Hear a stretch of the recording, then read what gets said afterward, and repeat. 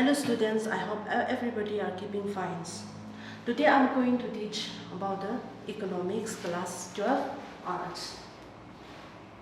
The topic which I am going to study is introductions to macroeconomics.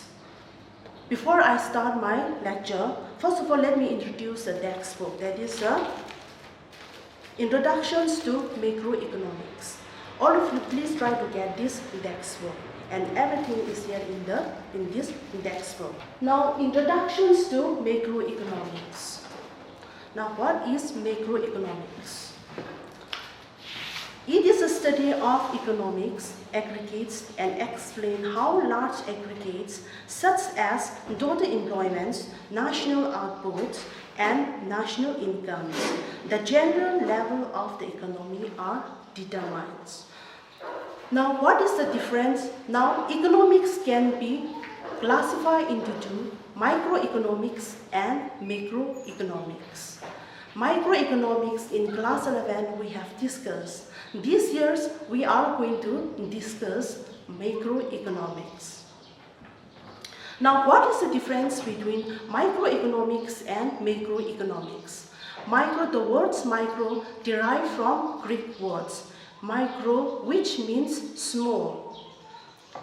Microeconomics is study about the individuals. It's a small firms and the industry, about the private individuals, about the household productions of household, about the price determinations of the goods and services.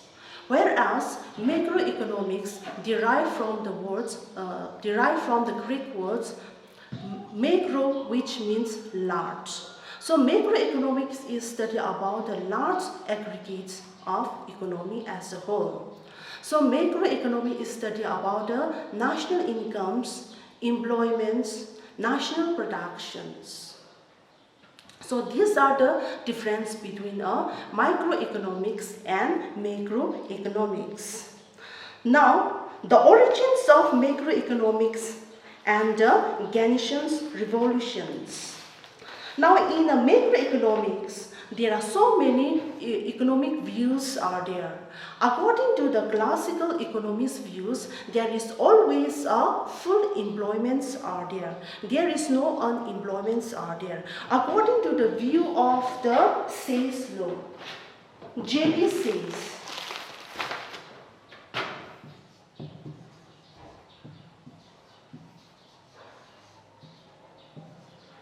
according to the J.B.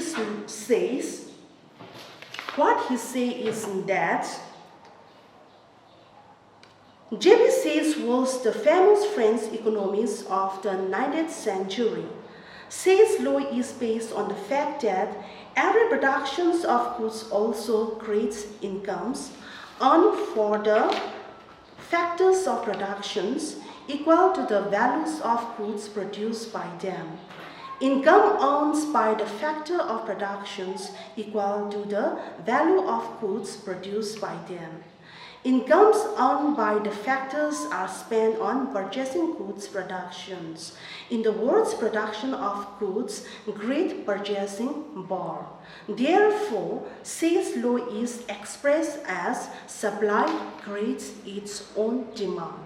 According to the Say's law, whatever the production, there is a demands are there. Whatever they use to produce, it creates incomes. So if there is incomes is there, demand also there. So supply is equal to demand. So according to the J.B. Say's law, there is no unemployments are there. There is always a full employments are there. And another neoclassical economist, that is A.C. Biku.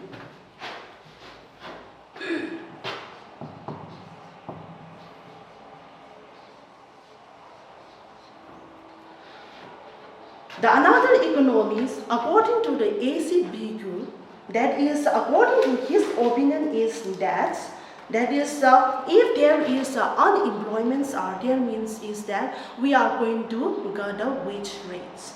If there is unemployment means is that we are going to get the wage rates, that is if we get the wage rates means is that we can employ more laborers. So that instead of giving high salary to the other people, we are going to give a lesser salary, and instead of give to the high salary to the other people, we can divert their salary to the other person, so that there is no unemployment in the economy. Now this view, whatever the productions of these goods and the services, their productions, some parts of goods are going to spend it for the consumptions, and some parts of money are going to spend it for the saving. Now, according to classical economies, that is saving. Saving is a leakage of money. But this saving, according to classical economy, says that this saving also can be diverted for the investment. That is, whatever people are saved this money, the other person are going to invest the money. That's why there is no leakage in the money. So always, according to the classical economies, there is no unemployments are there. There is always full employments are there. So these are the view of the classical economies. But now the new economies, that is in the 20th century, the new economy was come out. That is according to Keynes. According to new economies, that is the J.M. Keynes.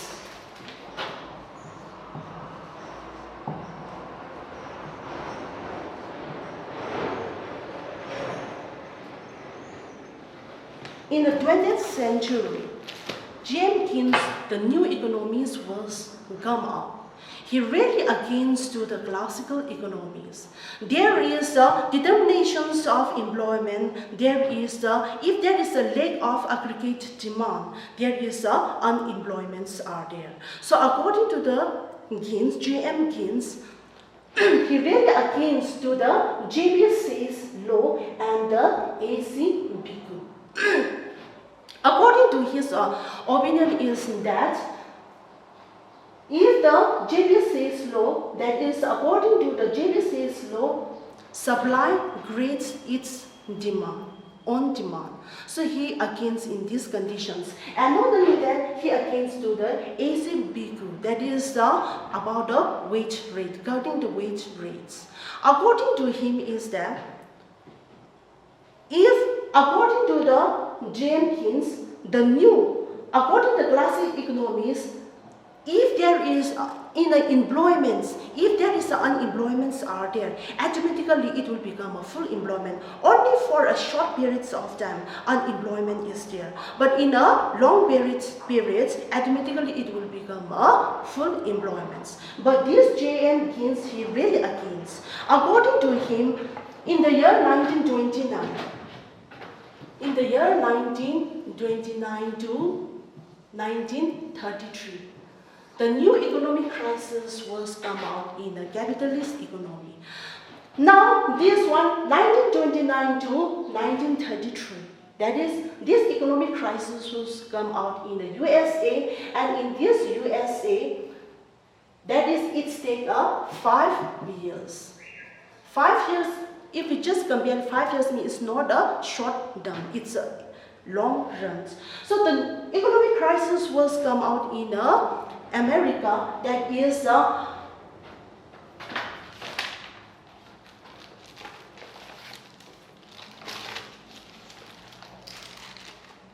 unemployment level.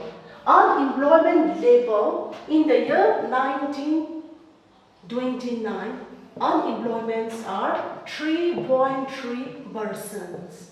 But in the year 1933, unemployments are increased to 25%. And decline of national incomes. Declines of national incomes are declined by 30%. Now the question has arises, is it 1929 to 1933 is a short period of time? So J.M. Keynes are really against to the J.B. and the A.C. Bhikkhu. That is 1929 29 to 1933 is not a short periods of time, it's a long periods of time. The economic crisis was come out, that is unemployments are increased, that is from 3.3% to 25%, and national incomes are decreased by 30%. That's why according to the James, economics are not automatically become a full employment. And he read against to the ACBQ, that is a wage rate. Our national incomes are not only depends on our wage rates, not only depends on the what we get. Our incomes and our productions are depends on the incomes. Say for example, if according to the ACBQ, if the national incomes or if the wage rates are guarded, means is that national income will be decreased. If the wage rates are decreased, if the individual incomes are decreased, means is that demand depends on the income. If the incomes are increased, demand also will be increased. If the incomes are decreased, demand also will be decreased. So, my dear students, demand is very much depends on the income. According to the ACBQ, if the incomes are decreased, our demand also will be decreased. And if the demand are decreased, we need to produce less goods. And if we produce less goods, means is that we are going to employ a less laborer. So employments, our labor, demands of our labor is very much depends on our incomes. So the cutting the wage rates is really, James are really against to the ACBQ. Now, according to the Jenkins, he criticized to the JB Say's law. That is, some incomes are going to spend it for the consumptions and some incomes are going to spend it for the saving. Now, according to the JB Say's that, according to classical economy says that, yes, saving and investment are equal, but saving cannot be equal to the investment. The reason is that saving are saved by the different private individual. Saving for the purpose of if it's become an old age, if it's for the child marriage, or for the medical facilities, or for the children educations, the people use to save it. And investment are invested by the different people. Now, investments depends on, in some condition, investments depend on the rate of interest, the expected rates of profits. So investments depends on the rate of interest and the expected rate of profit. If the rate of interest, if the expected profits are not good, means is there, so investment, saving and investment cannot be equal. According to Keynes, aggregate demand is very important. So, if the demand is increased, supply also will be increased. Production also need to produce more. And if the productions are increased, we need to employ more labor. And if we employ more labor, means production incomes also will be increased. So aggregate, according to the J.M. Keynes, aggregate demand is very important, and aggregate demand can be remove the unemployment. So today, this is the end of the class. Will be continued tomorrow.